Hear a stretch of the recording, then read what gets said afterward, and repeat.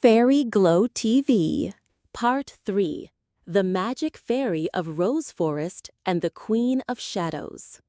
Many days had passed since Gulbahar defeated Kalaparchai, Dark Shadow. Rose Forest was happy again.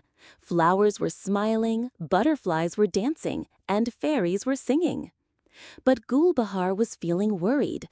Every night she saw strange dreams, a black palace, and a girl who looked just like her, but her eyes were empty, like she was alive but still dead. One night, Gulbahar was sitting near Lotus Lake. Suddenly, the water started shaking.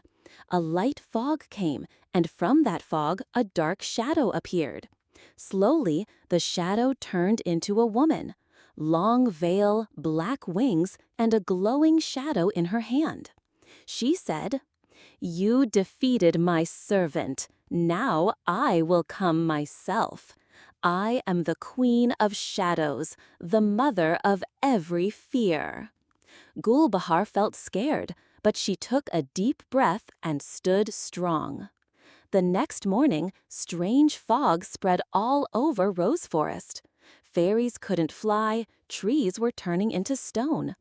The old banyan tree said in a shaky voice, "She has come, the Queen of Shadows, but there is still one hope. You must go to Zero Forest, where time stops.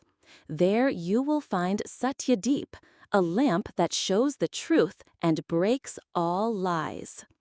Gulbahar called her two best fairies, Noora and Bindu, and they all started a new, dangerous, and magical journey.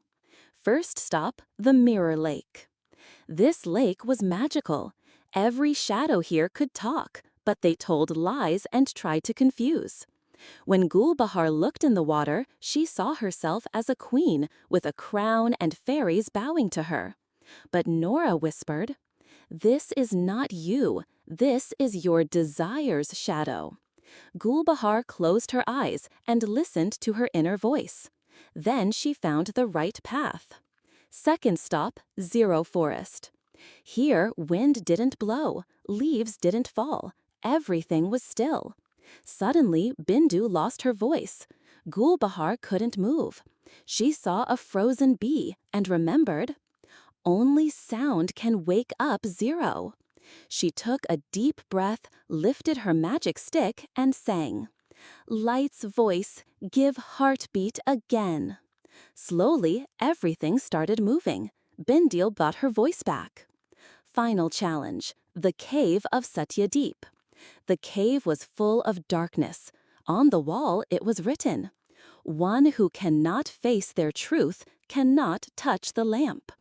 When Gulbahar touched the lamp, she saw her tired, scared, and broken face. She softly said, "Yes, I feel afraid. I'm not always brave, but I won't run from myself." Just then, the lamp lit up with bright golden light. Now all three fairies flew to the glass palace, where the Queen of Shadows was waiting. The palace walls were like mirrors. In every wall they saw themselves, but scared, weak, and lost. The queen shouted, "You can't defeat me. I am the part of you that you hide." Gulbahar held the lamp and said softly, "I'm not afraid of myself anymore." The light from the lamp surrounded the queen. Her shadow started breaking. From every crack, small light drops came out, as if many fears were set free. The queen screamed, "This is not fire, this is the truth!"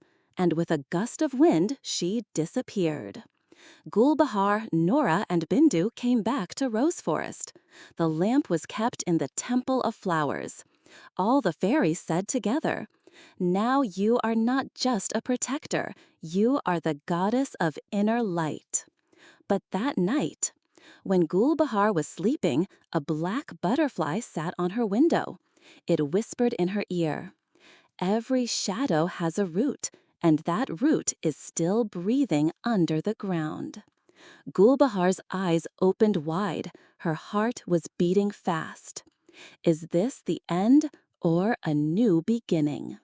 The real mystery will be revealed in part 4.